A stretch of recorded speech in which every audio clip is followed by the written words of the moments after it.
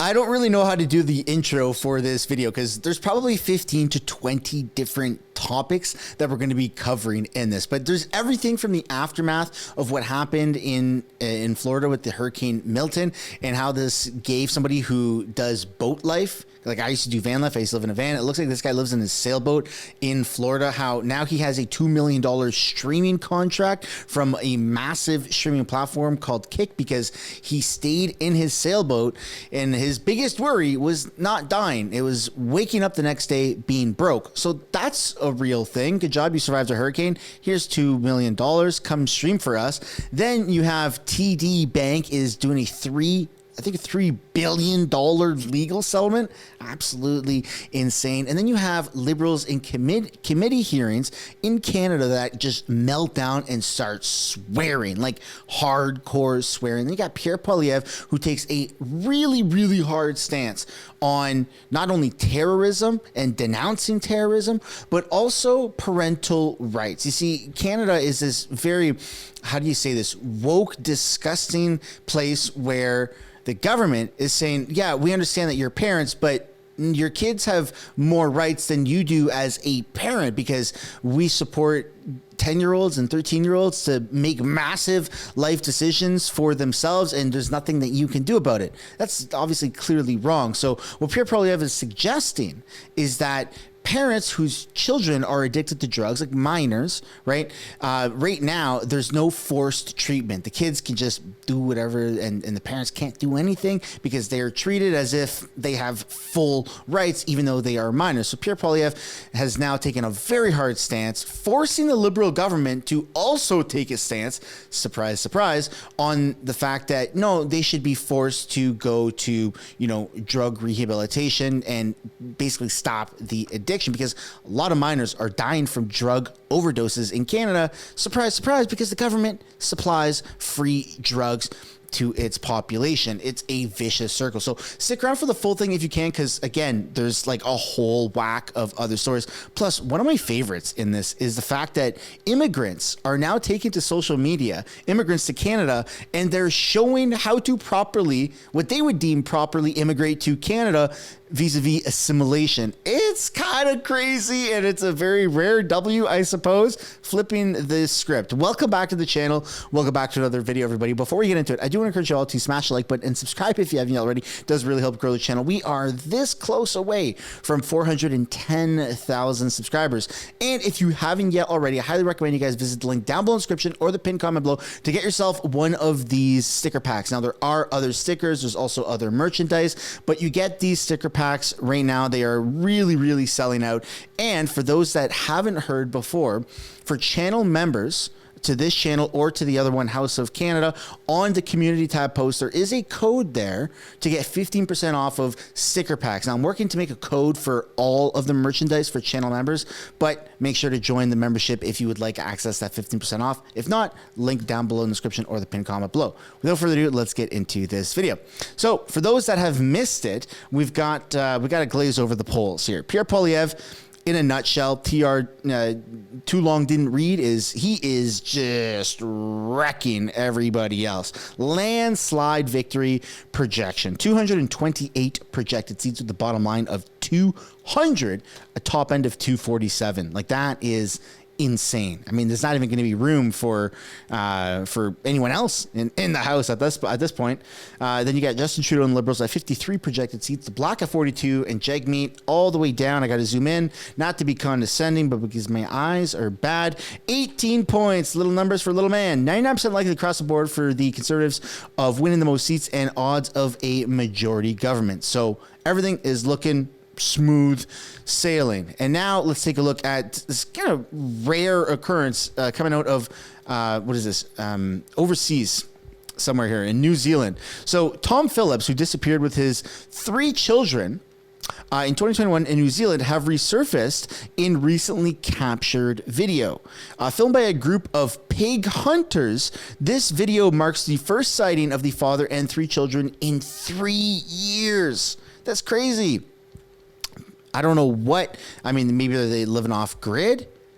But there you go. There's the father and the 3 kids. And this is not something that I've ever been aware of. This is just a shocking discovery to me, much like it likely is to you. But I'd love to know your thoughts down in the comments about that. You think you're just living off grid? Is there something to worry about there? Let's take a look at where there actually is something to worry about. So we all know Disney is really going down the wrong path. They're going to be on the wrong side of history with this one. They've introduced the first trans woman stormtrooper revealed in Star Wars. I cannot believe that this is happening, but there we go. And then you've got the new memes coming out. You misgendered me. You have misgendered yourself. Like, I just can't believe that this is happening. And I'm like a pretty big fan of Star Wars, and I guess I was a pretty big fan of Star Wars. And now let's take a look at this this podcast that has kind of broken the internet. So there's a massive podcaster called Andrew Schultz. His podcast channel is called Flagrant. Now, he just had Donald Trump on there. As you can see, I'm just about 3/4 of the way through.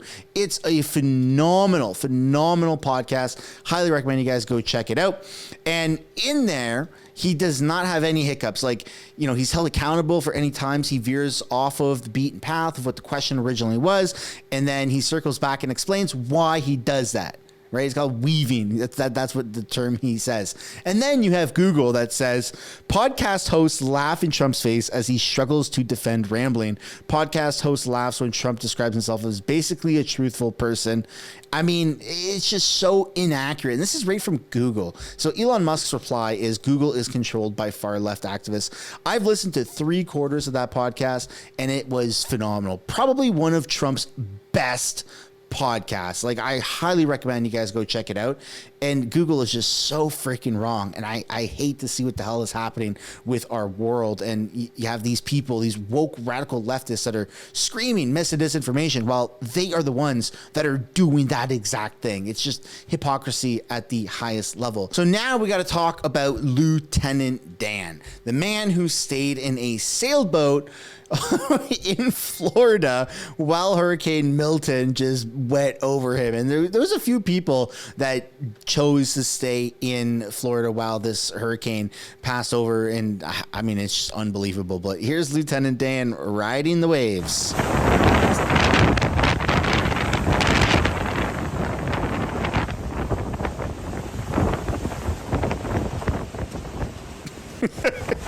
What the heck, man?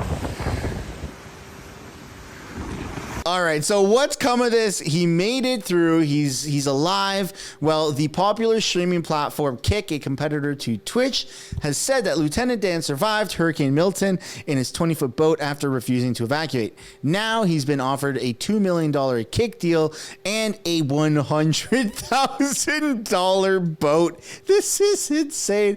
We're living in crazy times. And I mean, speaking of crazy, yes, there was a considerable amount of damage. I do believe, if I'm not mistaken, that the hype around this hurricane was going to be something that was going to be biblical, right? Like, we're going to see craziness that we've never seen before, and it didn't even, touch the surface of craziness. Obviously, it was extremely bad. Over 1 million people got evacuated, thankfully. But as you can see from this video, there are some houses that are intact, and this is how some of the Floridians are choosing to deal with the water that are in the streets right now.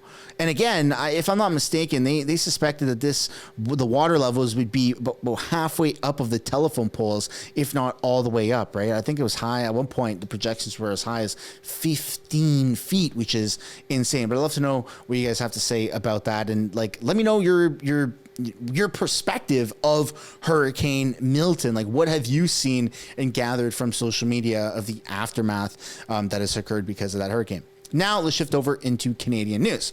So you've got TD Bank will have to pay $3 billion with a B, folks, not million, but billion, to settle charges that it failed to properly monitor money laundering by drug cartels. That is insane. And people are calling on the fact that next month, the banking fees in TD are going to start to skyrocket because of this. And I wouldn't be surprised. And then you have this guy right here in Toronto who tried to escape a police officer by jumping out of a window with a gun. So he face plants, and then the cops are obviously waiting out in the alleyway or in between the houses for him, and immediately arrested. I think that they call that fuck around and find out.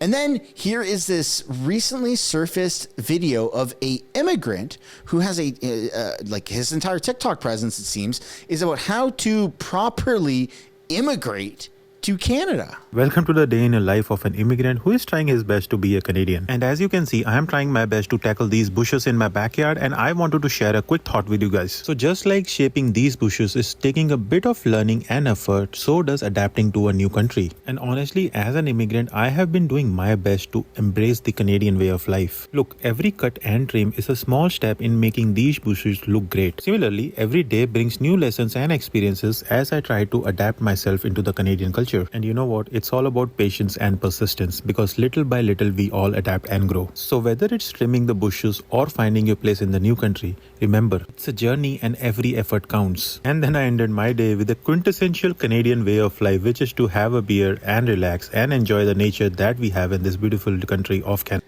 Dude, I gotta say that is awesome. And I, along with probably many other Canadians, are pro that type of content. Now, of course, you are not forced as an immigrant to assimilate. You are not forced to live a certain way, but you are definitely rewarded just with like social aspects and people saying, hey man, that's awesome, by embracing our Canadian culture. Despite what Justin Trudeau and the government wants to tell you about Canada being multiculturalism as our defined culture, I mean, yes, technically we have more and more become a bit of more of an international airport, it seems.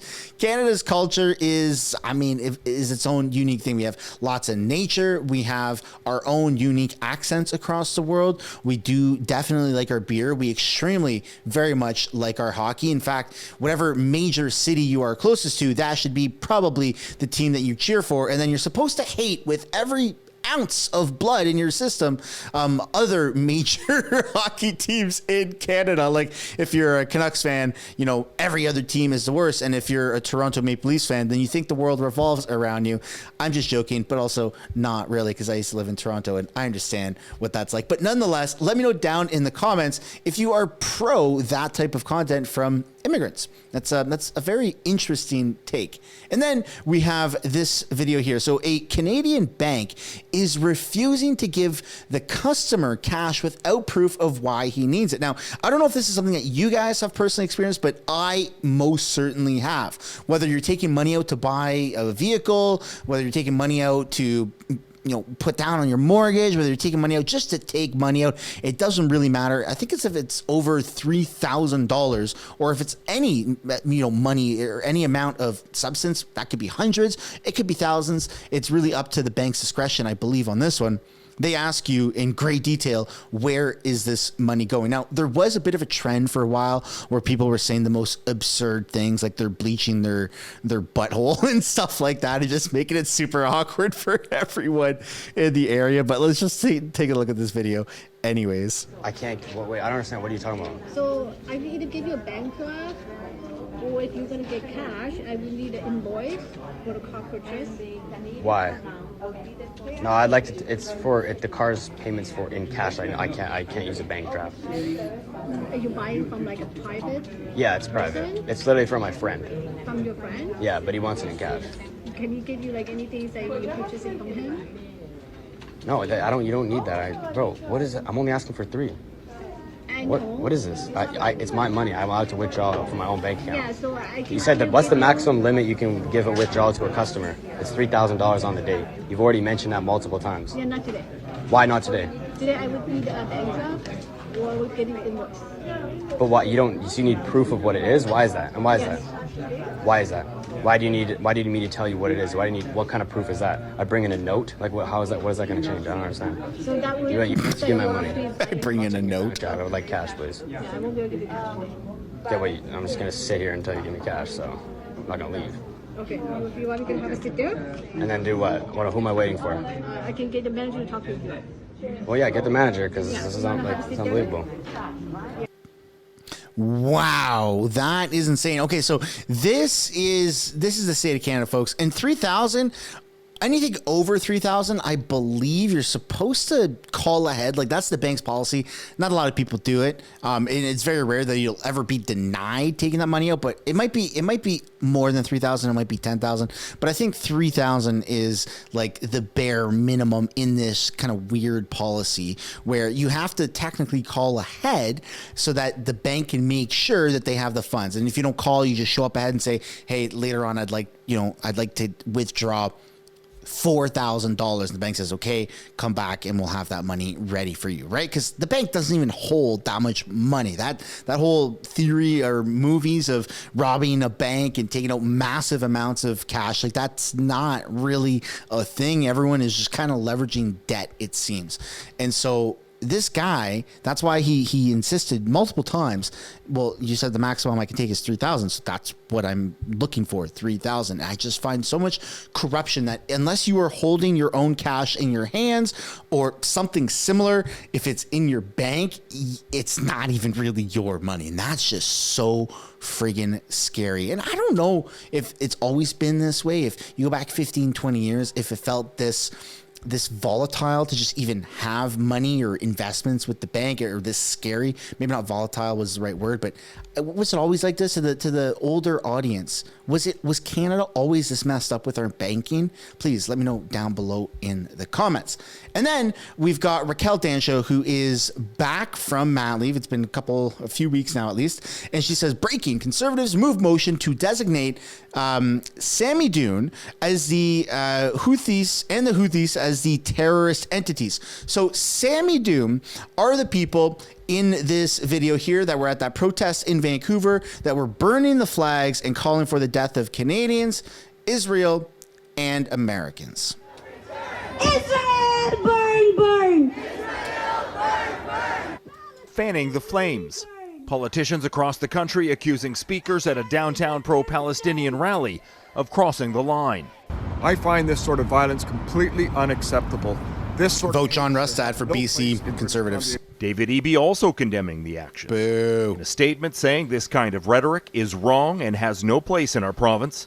The rally was organized in part by a group known as Samadoun, which claims to be a grassroots movement advocating for Palestinian freedom. Death to Canada! Death to the United States! And death to Israel! Yes, a grassroots movement that is calling for the death of Canada when they are currently in Canada.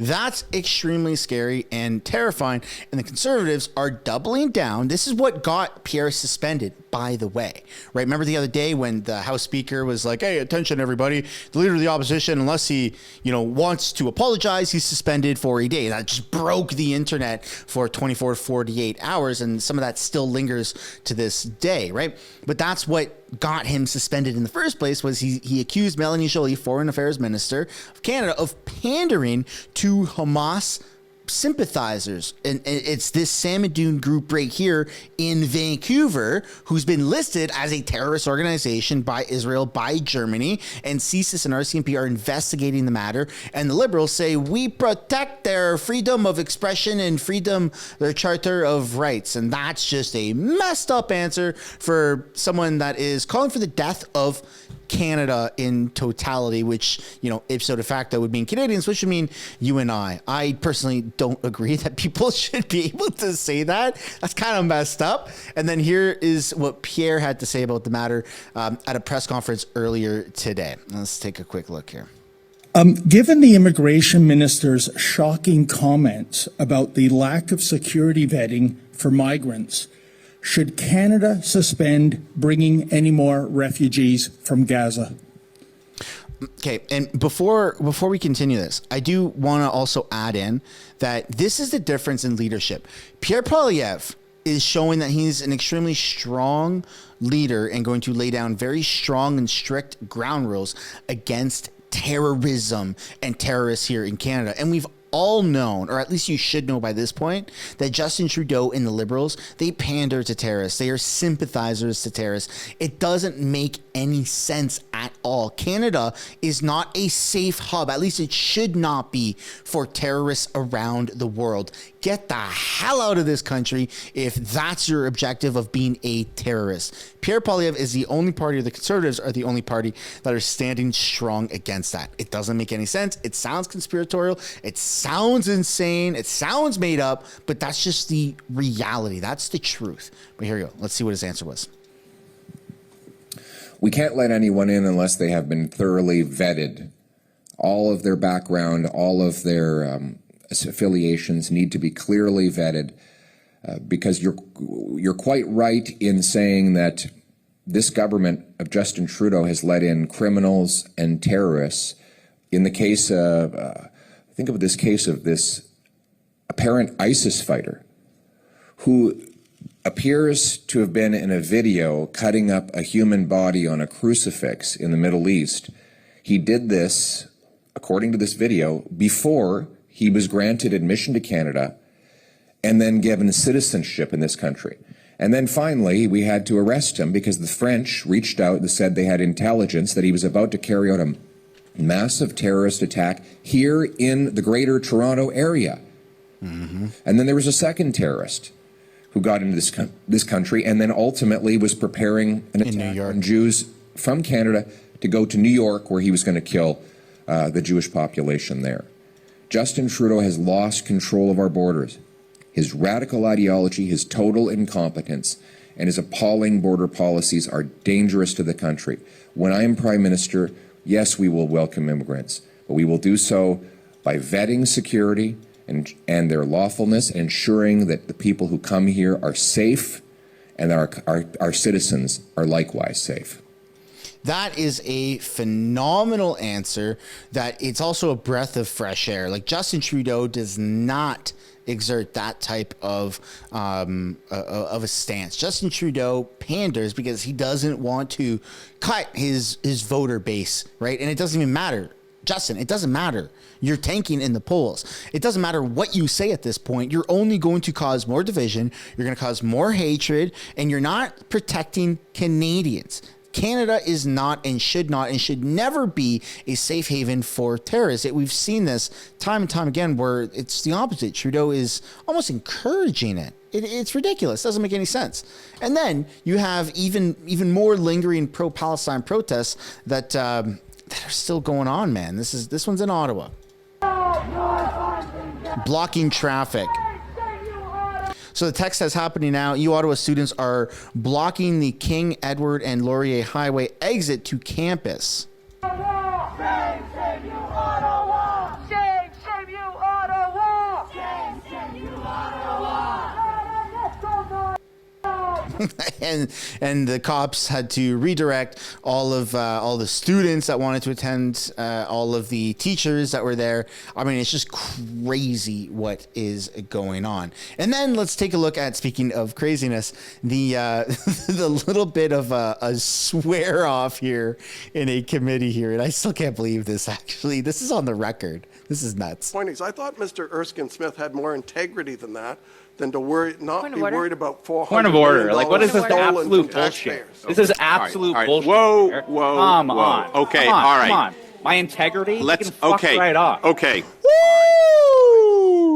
There it is. My integrity. You can F right off, folks. Crazy. That's on the record. These liberals have lost it. They pretend to be good people. They pretend to be innocent and, PG friendly people. They pretend to be politically correct until they finally get pushed into that corner of reality where nobody is buying their delusion, their excuses, their gaslighting anymore. And then they snap. And that's what we're seeing right now in Canada. I'd love to know what you guys think down below in the comments about that. And then we have to take a look at this massive breaking news announcement that Pierre Poilievre has said. So Pierre supports mandatory drug and psychiatric treatment for kids and prisoners. Now, this is something that he's the second politician that I've ever seen come out and say this. The first one, if I'm not mistaken, is John Rustad, who's running for Premier of BC with the Conservative Party of British Columbia. Excuse me. And when I went to his rally locally, he was saying this exact thing, that we're going to give parents their rights back in British Columbia, which, I mean, I was like, my jaw was dropped. I was like, oh, what did he just say? And the crowd went nuts. Like that alone got more applause than everything else, almost combined. It got more applause than axing the carbon tax, which he plans to do in British Columbia. Phenomenal things are happening in BC, folks. So everyone who's, thinking about leaving, just hold on and wait to see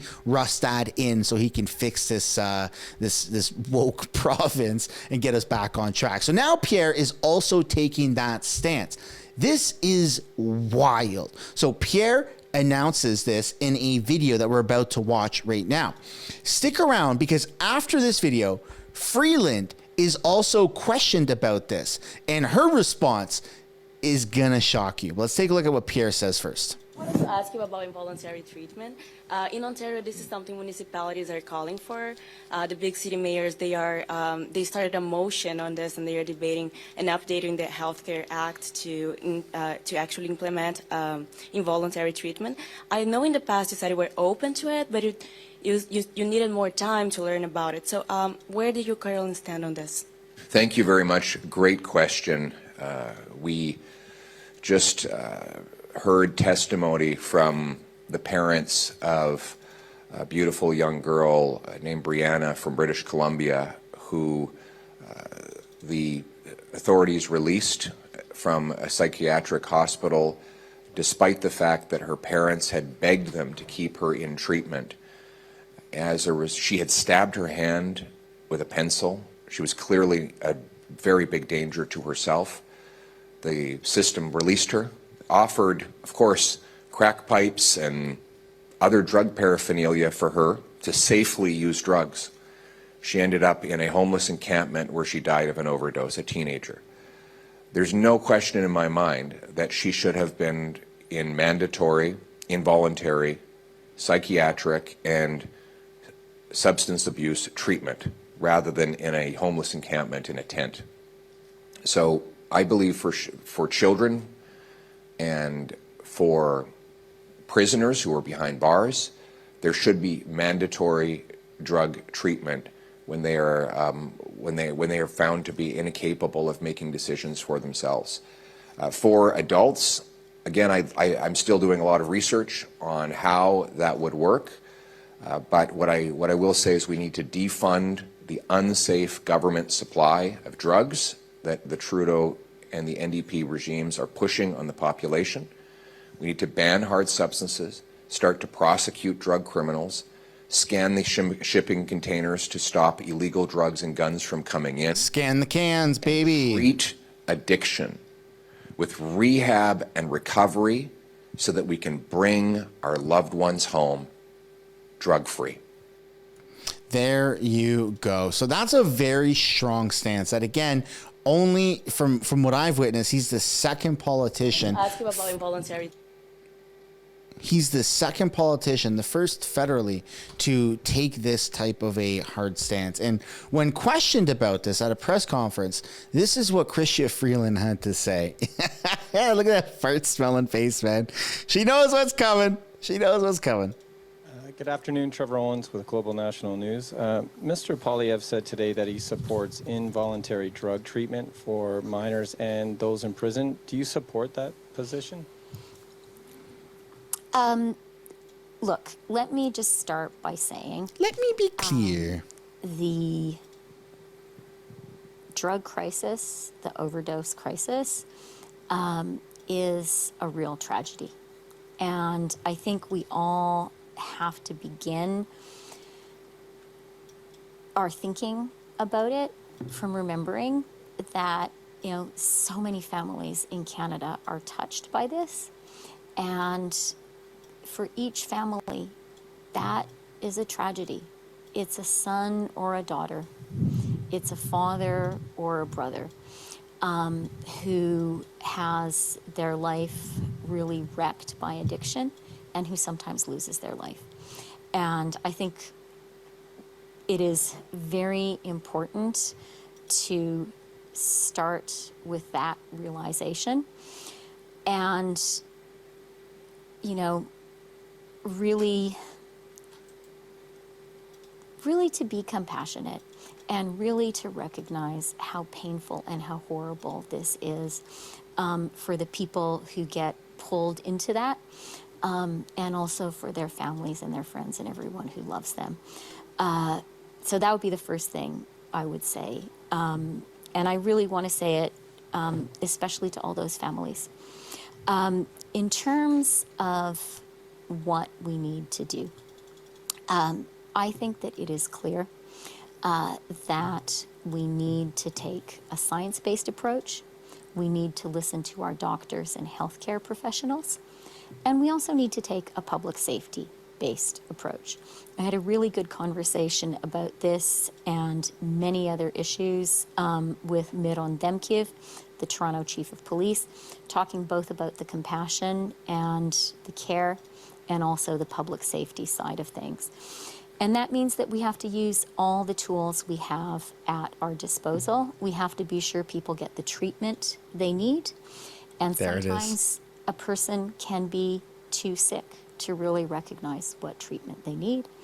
And we also, especially if they're minors, that people are safe in their communities. I really believe that with an approach led by compassion, led and by conservatives, recognition that, you know, these are our sons and daughters, our brothers and sisters, and we want them to get better.